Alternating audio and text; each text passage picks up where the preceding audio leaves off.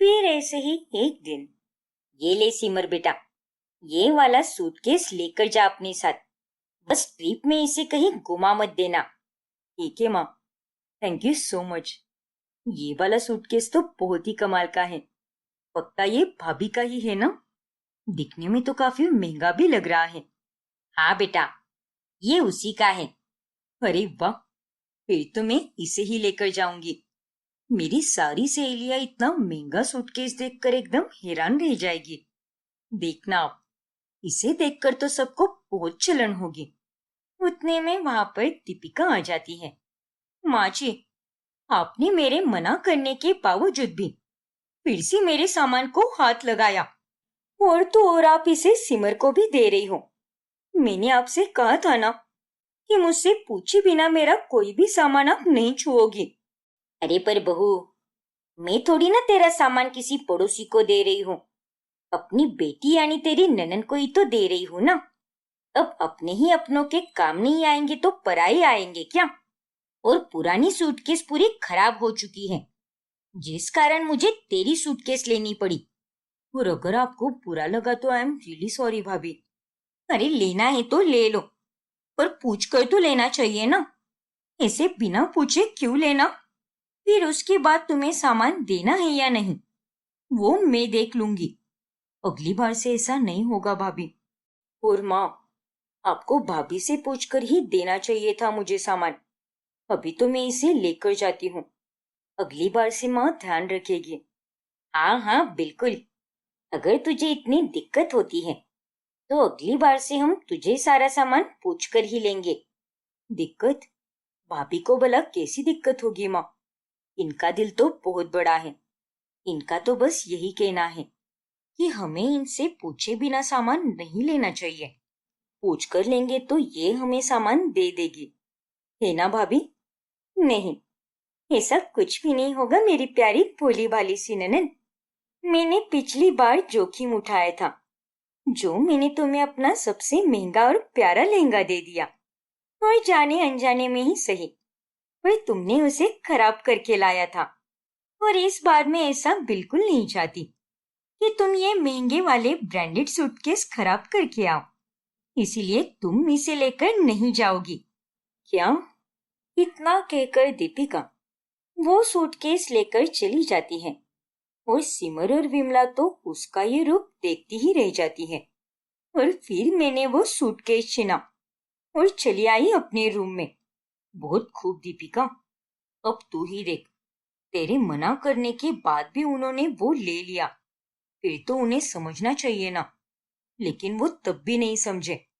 इसीलिए तू उनके बारे में इतना मत सोच। वो तुझे हल्के में ले रही है, लेकिन जब तू उनके साथ ऐसी कठोरता से पेश आएगी, तभी जाकर उन दोनों की अकल ठिकाने पर आएगी। हाँ भावना, बिल्कुल सही कह रही है तू। लेकिन कहते हैं ना, लातों के भूत बातों से नहीं मानते। इतना सब होने के बावजूद भी विमला अपनी हरकतों से बाज नहीं आती। हाँ हाँ, आ रही हूँ। घंटी पे घंटी बजाई जा रहा है। कौन है वो मनहूस? विमला दरवाजा खोलती है तो वहां पर एक डिलीवरी बॉय खड़ा होता है। तुम? अब तुम कौन हो? और यहाँ पर मुंह उठाए क्यों आए हो? दरअसल वो पार्सल देना था। दीपिका तिवारी ने ऑर्डर किया है।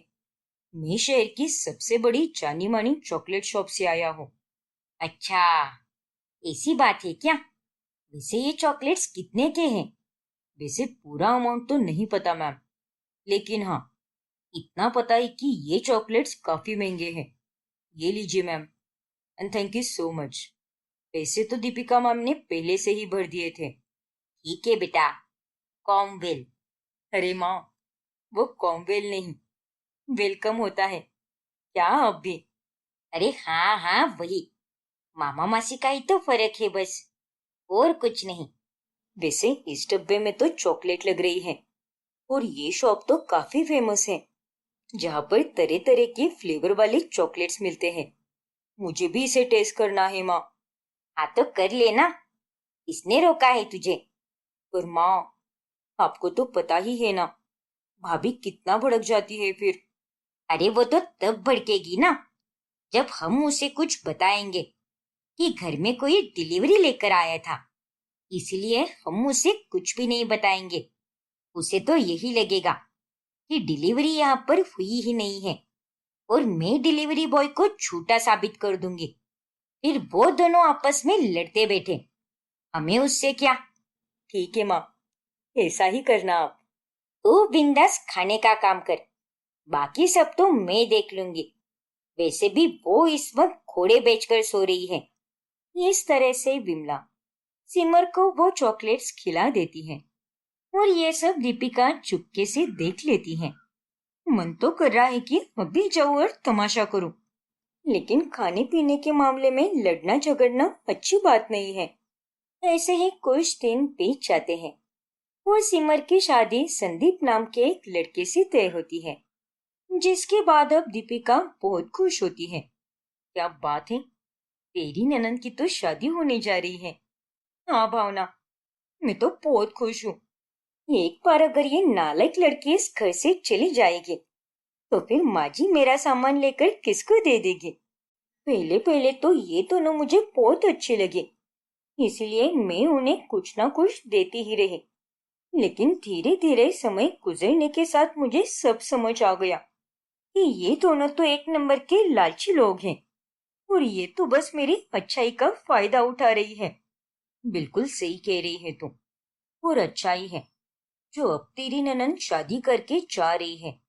पर वो दोनों जैसे सोच रही होती है वैसा बिल्कुल भी नहीं होता। शादी होने के बावजूद भी विमला सिमर को सामान देना बंद नहीं करती।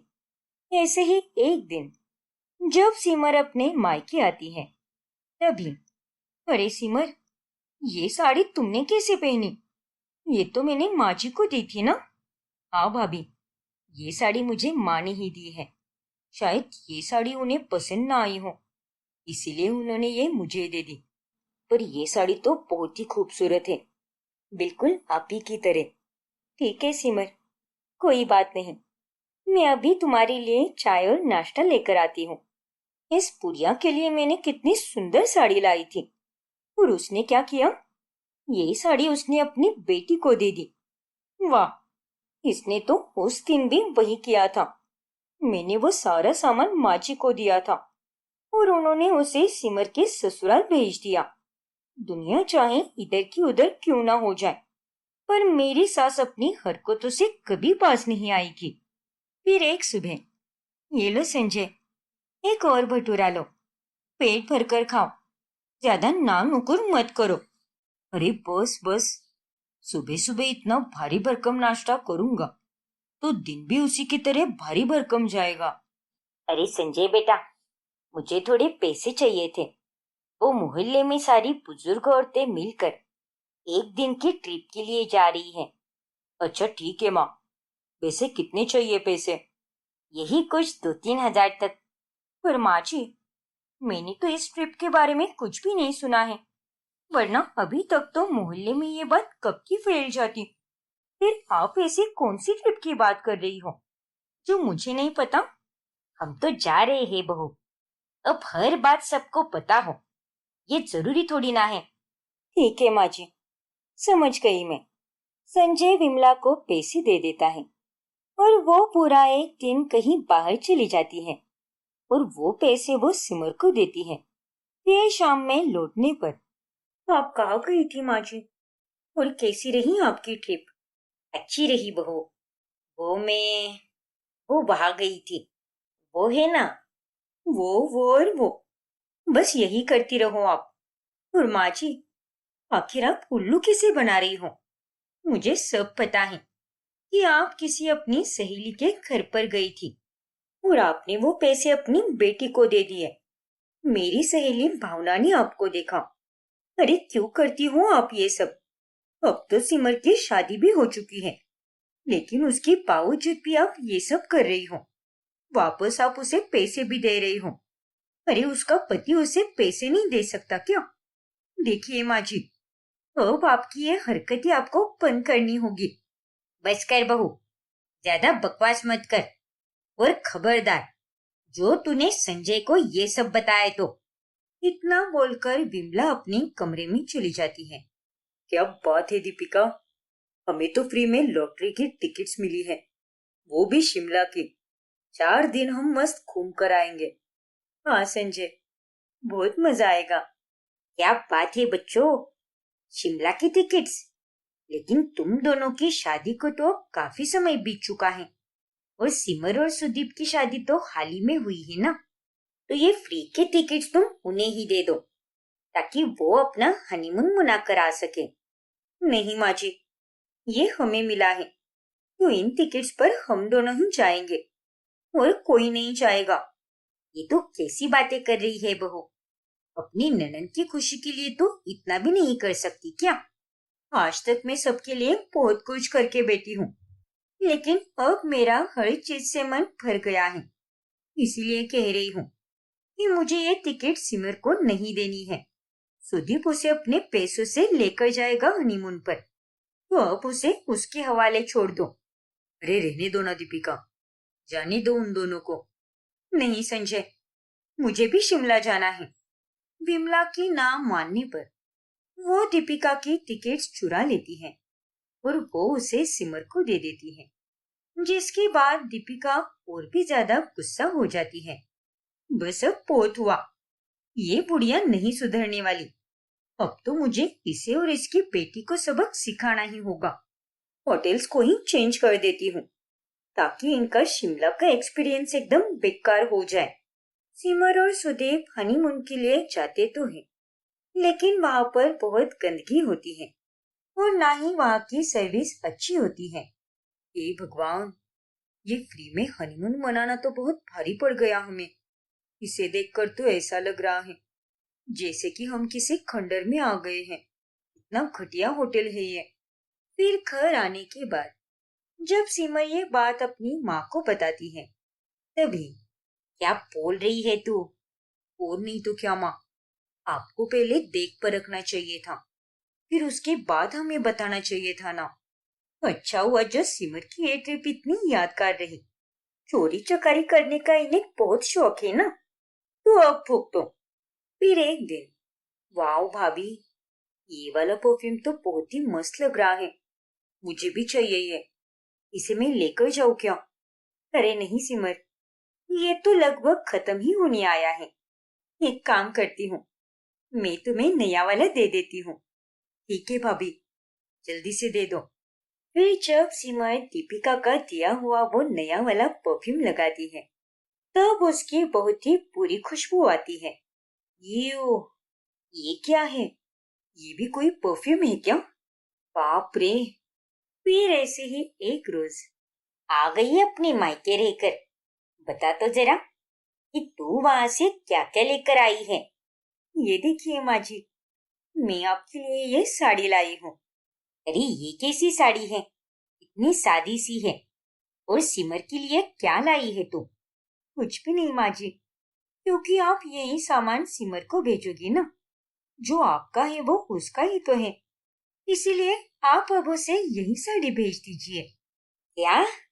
फिर विमला जब वो साड़ी सिमर को भेजती है, तभी वो गुस्सा होकर फौरन कॉल करती है।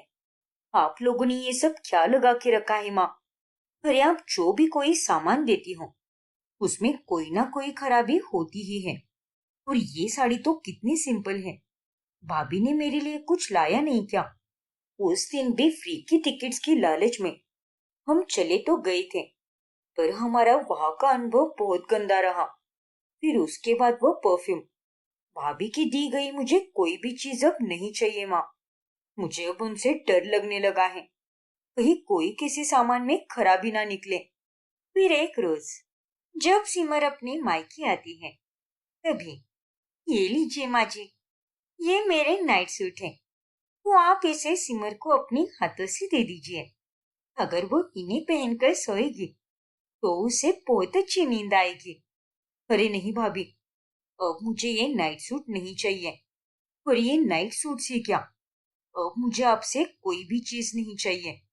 और मुझे जो कुछ भी चाहिए वो मैं खुद के पैसों से खरीद लूंगी। और नहीं तो क्या, तू ही पहन ले इसे। पता चला कि इन्हें पहनकर इसकी रातों की नींद ही उड़ गई है। क्यों, डर गए? पहले पहले तो आप दोनों को बहुत मजा आता था ना, मेरा सामान यहाँ से वहां करने में। शायद अब आपको समझ आ रहा होगा, मैंने ये सब जानबूझ के किया है। वो परफ्यूम, वो बुरी होटल वाली सर्विस, और फिर वो साड़ी का ड्रामा, ये सब बस इसीलिए था ताकि आप दोनों को सबक मिल सके।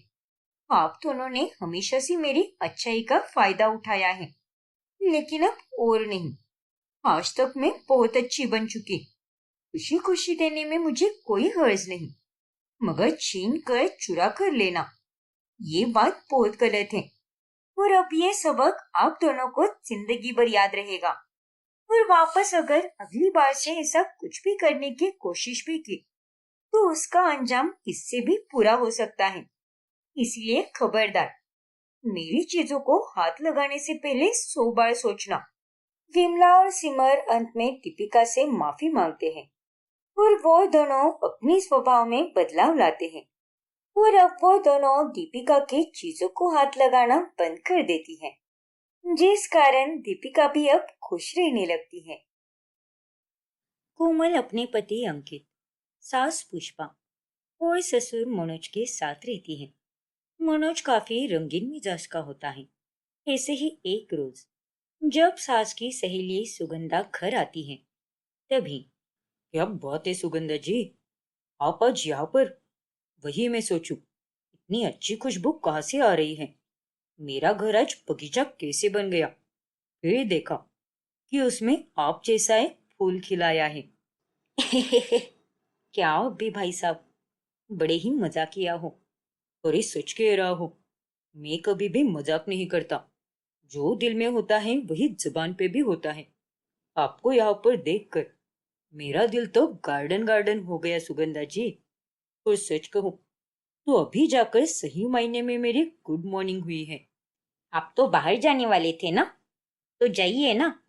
यहाँ हमारे बीच आकर हमारा अच्छा खासा मूड खराब क्यों कर रहे हो? अरे बाबा, मेरा मूड तो अब बना है जब सुगंधा जी हमारे घर में आई है। मानो घर में बाहर आ गई हो। पर कोई बात नहीं, जाते जाते एक कप चाय ही पी लेता हूँ। फिर मनोज चाय पीता है। अरे मनोज भाई साहब, ये आपने क्या कर दिया? ये तो मेरी जूठी चाय थी, और आपने इसे ही पी लिया। अच्छा, तो ये चाय आपकी जूठी थी। तभी मैं सोचूं कि पुष्पा तो रोज एकदम कड़वी और बेस्वाद चाय बनाती है, तो फिर इस चाय में आज इतनी मिठास कहाँ से आई? फिर अभी पता चला कि ये चाय तो आपकी जूठी है। हे भगवान, बस बहुत हुआ मनोज जी, जाइए आप यहाँ से। अरे यहाँ से तो तुम मुझे निकाल दोगी, पर अपने दिल से कैसे निकालोगी जाने मन? इतना कहते हुए मनोज वहां से चला जाता है। बाप रे, ये दिन ब दिन भाई साहब को क्या हो रहा है? लोग बढ़ती उम्र के साथ साथ बूढ़े होते जाते हैं, लेकिन यहाँ तो तुम्हारा पति बढ़ती उम्र के साथ और भी जवान होते जा रहा है। वो तो अच्छा है कि मैं ही हूँ, वरना अगर यहाँ पर कोई दूसरी औरत होती तो वो तो उनकी चप्पल के साथ अच्छे से आरती करती। मेरे नालायक पति की तरफ से मैं तुमसे माफी मांगती हूँ सुगंधा। उन्होंने तो मुझे परेशान करके रख दिया है। जब देखो तब मस्ती मजाक करते रहते हैं, और बस दिन रात सबके साथ इसी तरह से पेश आते हैं। जब से रिटायर हुए हैं, तब से दिमाग पे दौरे पड़ गए हैं उनके शायद। ना जाने कब ठीक होंगे ये। क्या तुम भी पुष्पा, पता नहीं उनके नखरे से कैसे झेल लेती हो तुम। मुझे तो कुछ समझ नहीं आता। मनोज पूरे मोहल्ले में जवान लड़के की तरह कपड़े और गॉगल्स पहनकर बाइक पर घूमता रहता है, और लड़कियां देखी नहीं कि सीटी मारकर उनके साथ वो फ्लर्ट करने लगता है। धूप में निकला ना करो रूप की रानी। वैसे क्या बात है, आज गुलाब बनकर कहाँ जा रही हो? अरे ओ निकम्मे बुड्ढे, लाज शर्म है या नहीं तुझे? गुलाब में कांटे भी होते हैं, याद तो है ना? कांटों से डर नहीं लगता मेरी जान। तुम्हारी खातिर हम कांटों का भी दर्द सहन कर लेंगे। बस एक बार हाँ तो कहो। अबे ओ चूसे हुए आम, तुझे तो मैं अपना नौकर भी ना रखूं। देख, मैं एक विधवा हूँ, लेकिन इसका मतलब ये नहीं कि तू मेरे इर्द गिर्द घूमता फिरता रहे और मेरे साथ इस तरह से फ्लर्ट करता रहे। तेरे परिवार वालों की खातिर मैं चुप हूँ, वरना कब का तुझे नंगा करके मार दिया होता और साथ ही तुझे जेल की सलाखों के पीछे भेज दिया होता। अरे वाह, गुस्से में भी ये औरतें कितनी सुंदर लगती हैं। अबे ओ कुत्ते, लगता है तू मानसिक रूप से बीमार है। हाँ, मुझे लवेरिया हो गया है। अरे छोड़ना, इस कोचू से बहस करके कोई फायदा नहीं। अगली बार अगर ये दिख गया तो इसकी ये बूढ़े टांगे तोड़कर इसके हाथ में ही दे देंगे। कमीना कहीं का। हाय हाय हाय, आपके मुंह से तो गालियां भी एकदम मीठी लगती हैं। अरे रुको तो। वो दोनों औरतें वहां से चली जाती हैं। फिर ऐसे ही एक दिन, देखो बहू, मैं आजकल जिम जाने लगा हूँ। 1 हफ्ता भी हो चुका है। तो बताओ, लग रहा हूं ना एकदम सलमान खान की तरह? क्या अब भी पापा जी, हीरो अपनी उम्र के हिसाब से ही अच्छे लगते हैं। अरे बाबा, तुम अपना नजरिया बदल कर तो देखो। एक बार मुझे अपना ससुर नहीं, दोस्त समझ कर देखो, फिर देखना मैं तुम्हें कैसा लगूंगा। क्या आप भी पापा जी, कभी तो सीरियस हो जाइए। जब देखो तब ऊटपटांग बातें करते रहते हो। ऐसा नहीं है बहू, तुम्हें लेकर तो मैं बहुत सीरियस हूँ। हे भगवान, वैसे आज ये रंग तुम पर बहुत जच रहा है। मानो ये रंग केवल तुम्हारे लिए ही बना हो। शायद हम पिछले जन्म में एक दूसरे को जानते थे, जब हमारा रिश्ता कुछ और ही था। और इस जन्म में मेरी किस्मत तो फूटी निकली। तुम मेरी बहू और मैं तुम्हारा ससुर बन गया, जबकि मेरी जगह कुछ और ही होनी चाहिए थी। क्यों, सही कहा ना मैंने? उतने में वहां पर अंकित आ जाता है। चलिए पापा, अब बैठकर चाय पीजिए। और कोमल, तुम पराठे बना दो। अरे ओ हिटलर की सेकंड कॉपी, अपनी बहू से ही तो बात कर रहा हूं ना मैं, थोड़ी ना किसी पड़ोसन से बात कर रहा हूँ। चल हटिया से। मैं और बहू तो एक दूसरे के अच्छे दोस्त भी हैं। ये दुनिया ने बहू और ससुर का रिश्ता काफी अजीब बना कर रखा है। पता नहीं लोग क्या क्या सोचते रहते हैं।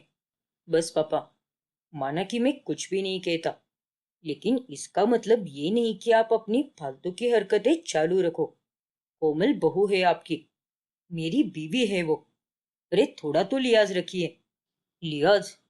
पर मैंने तो आज तक केवल प्याज ही सुना था, और प्याज तो रसोई में ही रखा है। तो फिर ये लिहाज क्या होता है? अरे जाने दे बेटा, इस बुड्ढे के मुंह मत लग तू।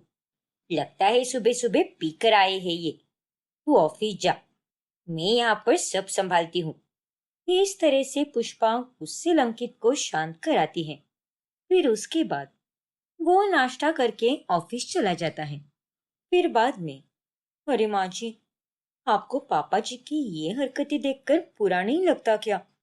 बहुत बुरा लगता है बेटा, लेकिन मैं अपना दुख किसे जाकर बताऊं? तुझे तो पता ही है कि मैं अनाथ थी। एक होटल में खाना बनाने का काम करती थी। वहीं पर मिली थी तेरे ससुर जी से। शादी के कुछ सालों तक वो बहुत अच्छे थे।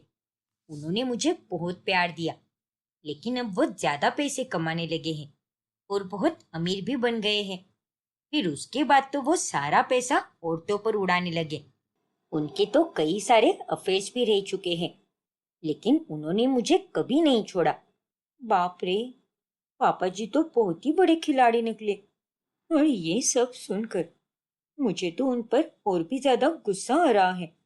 पता नहीं आपने सब कुछ कैसे सहन कर लिया। छोड़ ना बेटा, अब तो वो बुढ़े हो गए हैं। सारी अकल घुटने में चली गई है उनकी। और अब तो मैं बस तेरे लिए और अंकित के लिए जीती हूँ। और जल्दी से कोई नन्हा मेहमान ला दो इस घर में, ताकि मरने से पहले मैं अपने पोता और पोती के साथ बहुत सारा अच्छा समय बिता पाऊँ। दुआ कीजिए कि जल्दी हम आपको वो सुख दे दें। और आप फिक्र मत कीजिए माँ जी, मैं और अंकित हमेशा आपके साथ हैं। उल्टा मैं तो आपको ये कहती हूँ कि आप भी जींस और टॉप पहना कीजिए। बाहर जरा घूमो फिरो, दोस्त बनाओ, और ज्यादातर मेल फ्रेंड्स। और आप अगर क्लब में जाओगे तो आपकी उम्र के भी ना जाने कितने सारे अंकल मिलेंगे आपको, वो भी एकदम हैंडसम वाले। अगर पापा जी अपनी लाइफ एकदम बेबाक होकर जी सकते हैं, तो आप क्यों नहीं माँ जी? नहीं बेटा, मैं तो ऐसे ही ठीक हूँ। तेरे पापा जी थोड़ा परेशान करते हैं, लेकिन फिर भी कोई बात नहीं। तुम दोनों हो ना मेरे लिए, वही बहुत है। ठीक है माँ जी, जैसा आपको रहना है आप वैसे ही रहिए, बस खुश रहिए, यही चाहती हूँ मैं। फिर एक रात जब मनोज रसोई में आता है, तभी। अरे ये क्या पुष्पा, तुम रो रही हो? पुष्पा, आई हेट टीयर्स, रो मत यार। मैं रो नहीं रही, प्याज काटने के कारण आंखों में से मेरे आंसू आ रहे हैं, और कुछ भी नहीं। अच्छा चलो, आज घर पर कोमल और अंकित दोनों भी नहीं है, तो क्यों ना हम हमारी पुरानी यादें ताजा कर ले। पुरानी यादें ताजा करें? मतलब कहना क्या चाहते हो आप? मेरा मतलब ये है कि क्यों ना थोड़ा बहुत रोमांस हो जाए। क्यों, दुनिया भर की औरतों से फुर्सत मिल गई क्या आपको, जो अब घूम फिर कर अपनी बीवी के पास आए हो आप? अरे बाबा, तुम तो मेरा पहला प्यार हो, तो मैं भला तुम्हें कैसे भूल सकता हूँ? बस बस, दूर रहो मुझसे। आपके मुंह से शराब की बदबू आ रही है। दिन रात बस पीते रहते हो। अरे एक दिन ऐसे ही पी पी कर टपक जाओगे। अरे जाने मन, मुझे तो बस तुम्हारे प्यार में टपकना है, और कहीं नहीं। देखिए, मैं बहुत थक गई हूँ, और खाना खाकर अभी मैं सोना चाहती हूँ। ज्यादा बनो मत, हम तो सिर्फ उम्र से ही बूढ़े होते हैं, पर आज भी हम में वही जोश है। चलो ना मेरी जान, पुराने दिनों की बहुत याद आ रही है, उन लम्हों को फिर से जी लेते हैं। चलो। मैंने कहा ना, मुझे नींद आ रही है। तुम्हें तो बहुत तेवर आ चुके हैं, लगता है तुम्हारी सौतन लानी होगी मुझे। अरे जाओ जाओ, दुनिया भर तो मुंह मार ही चुके हो, और अब तो बस घर में सौतन लानी ही बाकी है, तो वो भी ला दो। ना जाने अब और क्या क्या देखना बाकी है। आपने तो मेरा जीना दुश्वार करके रखा है। इतना कहते हुए पुष्पा वहां से चली जाती है। मोहल्ले वाले भी अब मनोज की घटिया हरकतों से बहुत परेशान हो चुके थे। ऐसे ही एक दिन मोहल्ले के आदमी अंकित के पास आते हैं। देखो अंकित, पूरे मोहल्ले को पता है कि तुम्हारी माँ और बीवी तीनों का स्वभाव कितना अच्छा है, कितनी इज्जत वाले लोग हो तुम तीनों। इसीलिए हम सब तुम लोगों की इज्जत के लिए चुप है। लेकिन तुम्हारे पियक्कड़ पिता की जो रंगीन हरकतें हैं, वो तो बंद होने का नाम ही नहीं ले रही। इसलिए उन्हें तुम ही अपनी भाषा में समझा दो, और नहीं तो क्या। मोहल्ले में लड़कियां डर रही है अब। एक बूढ़ा आदमी होकर भी वो अपने से आधी उम्र वाली लड़कियों के साथ फ्लर्ट करता है। समझा दो अपने बाप को, वरना जल्दी खाना खाने की जगह पर जेल की हवा खाते हुए दिखेगा वो। फिर उसे बचाने के लिए कोई भी नहीं आ पाएगा। मुझे माफ कर दीजिए अंकल, मैं आप दोनों की बात अच्छे से समझ चुका हूँ, और मैं अपने पापा से इस बारे में आज बात जरूर करूंगा। आप दोनों निश्चिंत रहिए, कल से पापा के कारण मोहल्ले में किसी को भी कोई तकलीफ नहीं होगी। ये मेरा वादा है आपसे। हाँ बेटा, वही बेहतर रहेगा। गुस्से में अंकित आग बबूला होकर घर जाते ही नशे में धुत मनोज को सुनाने लगता है। अबे ओ दो कौड़ी के लड़के, तू किसको सुना रहा है? बोल मत, मैं तेरा बाप हूँ। अरे तुझे मैंने ही पैदा किया है, और तू एक ही उल्टा मुझे ही सुना रहा है। सॉरी पापा, आप रिश्ते में भले ही मेरे पिता ही क्यों ना हो, लेकिन आप जिस तरह की हरकतें कर रहे हो ना, मैं उन सब के सरासर खिलाफ हूँ। और मुझे सामने से लोग आकर आपकी शिकायत कर रहे हैं। अब आप ही सोचिए, अगर ऐसी हरकतें कोई नौजवान करता, तब भी मैं समझ पाता। लेकिन आप जैसा अधेड़ उम्र का आदमी ये सब कर रहा है, और ये सब देखकर मुझे बहुत अजीब लगता है। अरे लोग आपके बारे में क्या क्या बोल रहे हैं, कि इतना बुढ़ा होकर भी आप ठरकी हो गए हो। अरे बुढ़ा होगा तो मैं तो तुझसे भी ज्यादा जवान और हैंडसम हूँ। और तेल लेने गए वो सारे लोग, उन्हें जितनी शिकायतें करनी है करने दो। पर मैं अपनी मौज मस्ती बंद नहीं करूंगा। अपने गुस्से पर कंट्रोल करो अंकित। जब पापा जी होश में रहेंगे तब तुम उनसे बात करना, क्योंकि अभी तो वो एकदम पीकर टल्ली हो चुके हैं। उन्हें तो कोई बात समझ भी नहीं आ रही होगी। पर कोमल, पापा तो 24 घंटे पिए हुए ही रहते हैं। फिर मैं उनसे बात कब करूं? मोहल्ले में मैं लोगों को बोल चुका हूं कि कल से ये सब नहीं होगा। और वो लोग तो सिर्फ हमारी खातिर ही चुप है। और सबके सब्र का बांध कब का टूट चुका है। जो होना है होने दो अंकित।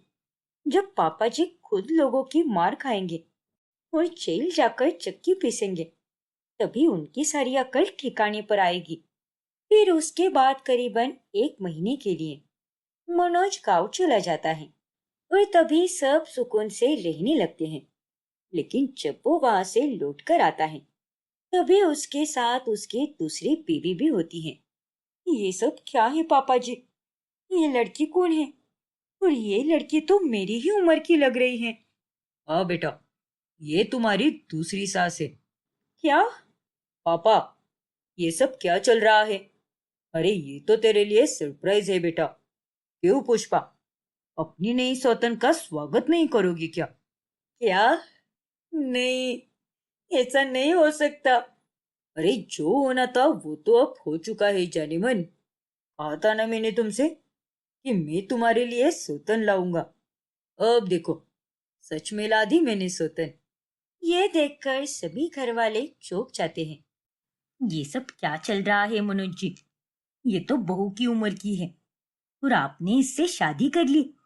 आखिर ये सब क्या चल रहा है? हाँ पुष्पा, तुमने सही कहा। मैंने दूसरी शादी कर ली और ये है तुम्हारी गांव की प्रेग्नेंट सौतन। दिलरुबा नाम है इसका। क्या? नमस्ते मेरी प्यारी सौतन पुष्पा। अब जाओ, जाकर आरती की थाली लेकर आओ। स्वागत करो हमारा भाई। भला ये क्या बात हुई? बस मेरा मुंह ही ताड़े जा रहे हो। मनोज जी, ये आप कैसे कर सकते हो? आज तक तो मुझे यही लगता था कि आप बस औरतों के साथ मस्ती मजाक करते हो। लेकिन आपने तो सच में किसी और से ही शादी कर ली और उसे यहाँ पर लेकर भी आ गए। ये आपने बहुत गलत किया है मनोज जी। विश्वासघात किया है आपने मेरे साथ। अरे माँ जी, संभालिए अपने आप को। देख तो बहू, अंकित बेटा, तेरे बाप ने ये क्या कर दिया। अब इस उम्र में अपने से आधी उम्र वाली गर्भवती सौतन को ही देखना रह गया था बस। ये दिन देखने से पहले ऊपर वाला अगर मुझे उठा लेता तो अच्छा होता। ये आपने बहुत गलत किया है पापा।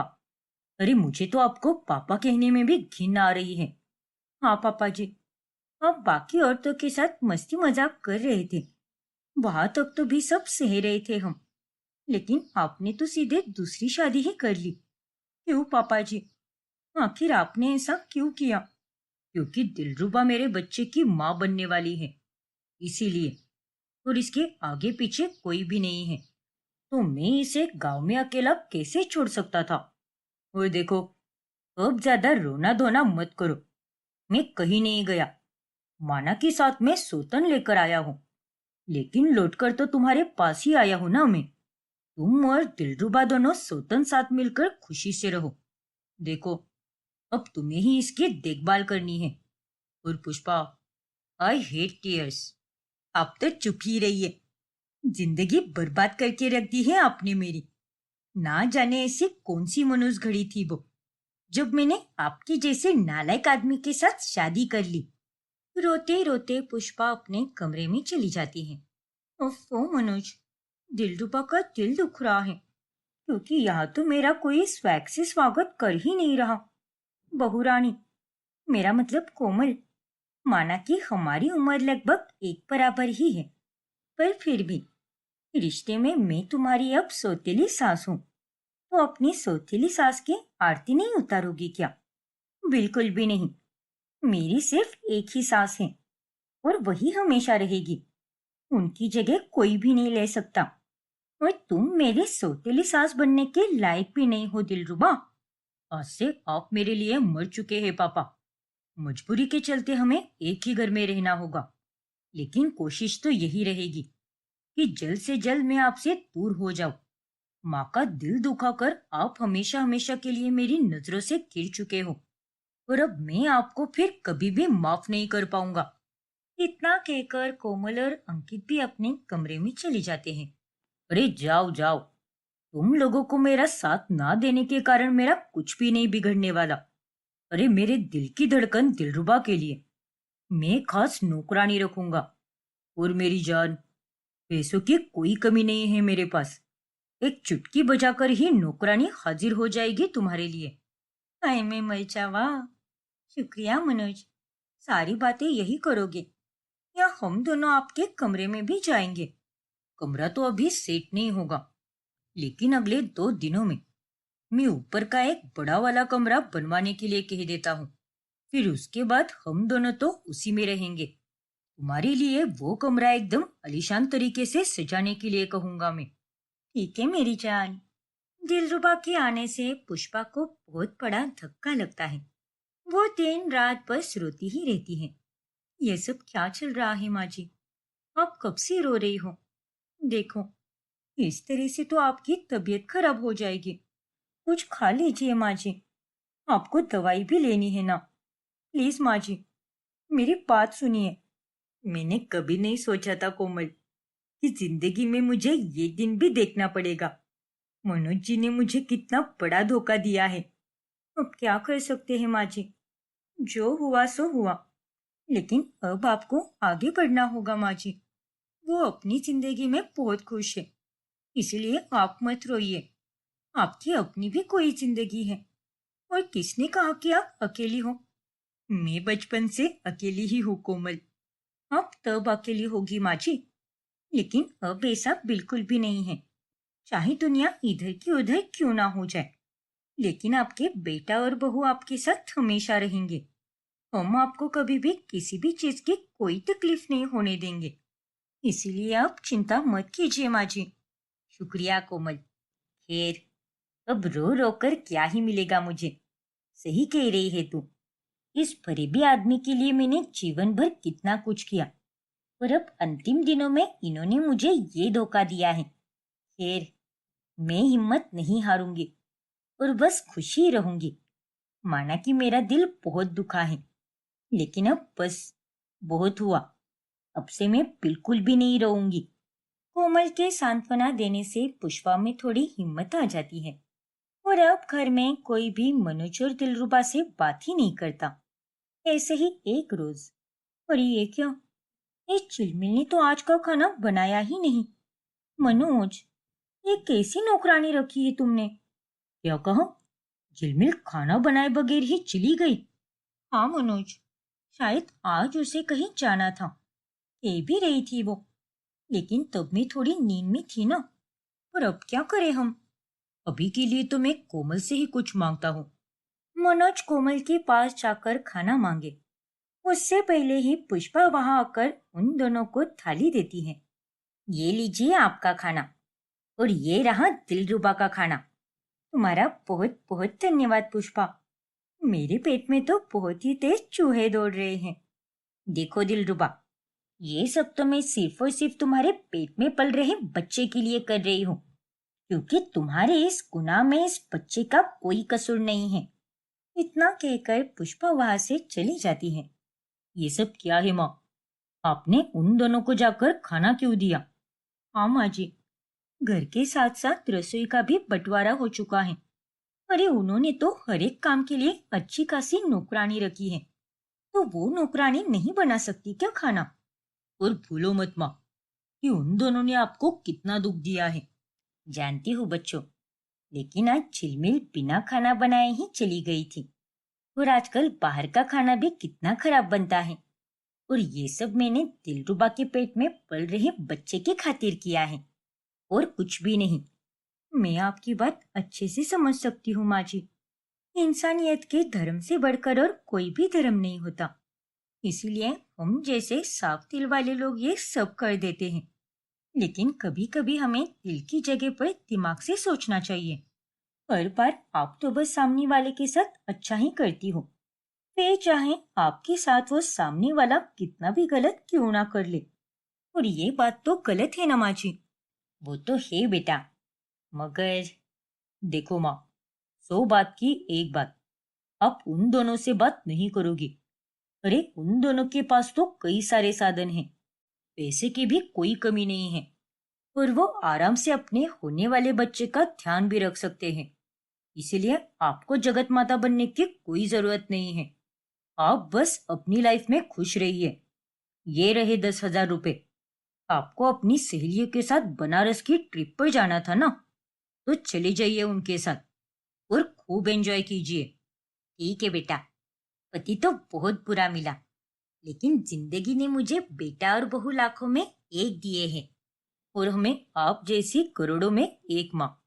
पुष्पा अपनी सहेलियों के साथ घूमकर आती है, जिसके बाद उसे बहुत अच्छा लगता है। ऐसे ही एक दिन, ये तुम क्या कर रही हो कोमल? दिलरुबा के खाने में ये क्या मिला रही हो? अरे माँ जी, ये खाना दिलरुबा का नहीं है, पापा जी का है। इस पाउडर को मिलाने से पापा जी को गहरी नींद आएगी और वो उठेंगे ही नहीं, सीधे 2 दिनों के बाद उठेंगे। क्या? अरे पर तू ये सब क्यों कर रही है? क्या है तेरा मकसद? मैंने उन दोनों को कल रात आपस में बतियाते हुए सुन लिया था कि वो दोनों 2 दिनों के लिए किसी बड़े रिसोर्ट में घूमने जा रहे हैं, और जब पापा जी नींद से उठ ही नहीं पाएंगे, तो वो दोनों बाहर घूमने कैसे जा सकते हैं? और तो और परसों के दिन उस टाइम दिलरुबा का जन्मदिन भी है, और पापा जी के सोने के कारण उसका जन्मदिन तो खराब ही हो जाएगा। और यही तो मैं चाहती हूँ। बिल्कुल सही किया तूने। वो आदमी उसी लायक है। फिर उस खाने को खाने के कारण मनोज वाकई में 2 दिनों तक उठ ही नहीं पाता, और इस चक्कर में दिलरुबा को पैसे भी नहीं मिलते, और उसका जन्मदिन पूरी तरह से खराब हो जाता है। मुझे माफ कर दो दिलरुबा, मुझे सच में नहीं पता कि इतने लंबे समय से मैं कैसे सो रहा हूँ। तुम तो चुप ही करो मनोज। ना जाने कौन से खटिया नशे करते हो, जिसके चलते 2-2 दिनों तक तुम्हारी आंख ही नहीं खुलती। जन्मदिन साल में तो एक ही बार आता है, और तुमने तो मेरा इतना स्पेशल दिन खराब ही कर दिया। अब जाओ, मुझे तो तुमसे कोई बात ही नहीं करनी। उफ हो जाने मन, ऐसा मत कहो ना। अच्छा बाबा ठीक है, तुम जो कहोगी वो मैं तुम्हें दिला दूंगा। जहाँ कहोगी वहां लेकर जाऊंगा। बस ये उदास मत रहो ना बाबा। तो फिर ठीक है, मुझे अभी के अभी शहर के सबसे बड़े होटल में लेकर चलो, और 30-40 हजार की खरीदारी भी करा। बाकी मुझे कुछ भी नहीं पता। बस इतनी सी बात? ठीक है मेरी जान, चलो फिर।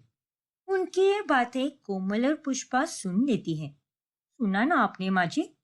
मुझे तो ये लगता है कि ये गांव की दिलरुबा ने पापा जी के पैसों के लिए शादी की है, और इसीलिए वो प्रेग्नेंट भी हो गई है, ताकि पापा जी को मजबूरन उनसे शादी करनी पड़े।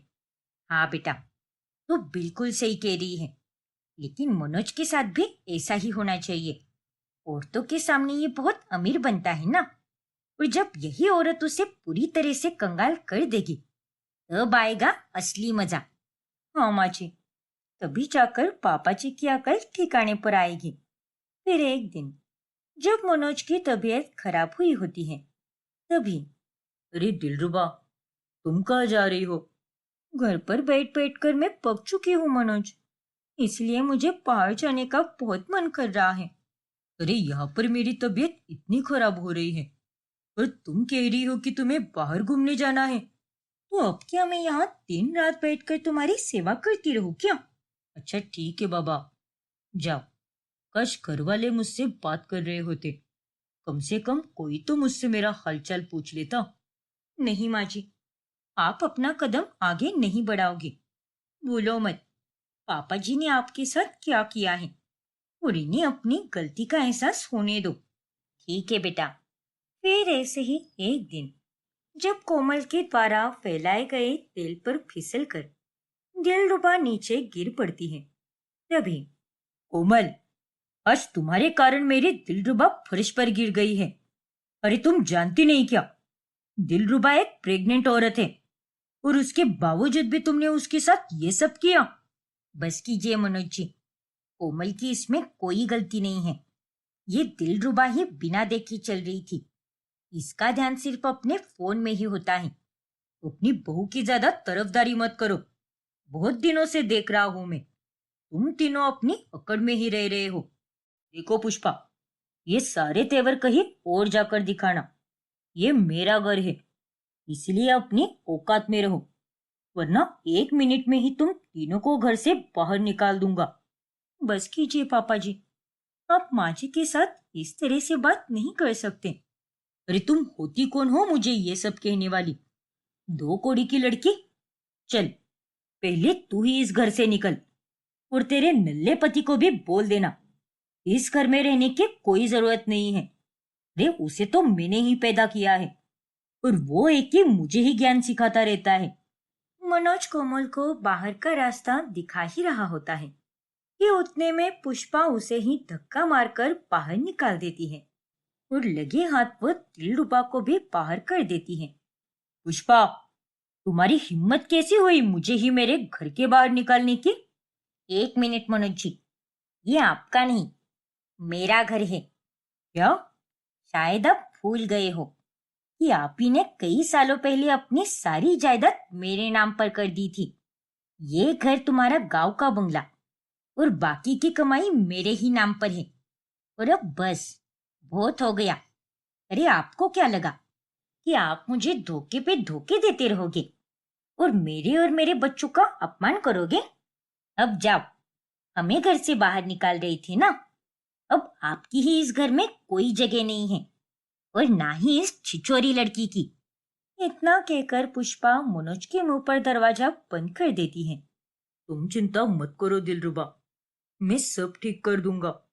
अबे चुप कर बुड्ढे, और जाकर चुल्लू भर पानी में डूब के मर जा।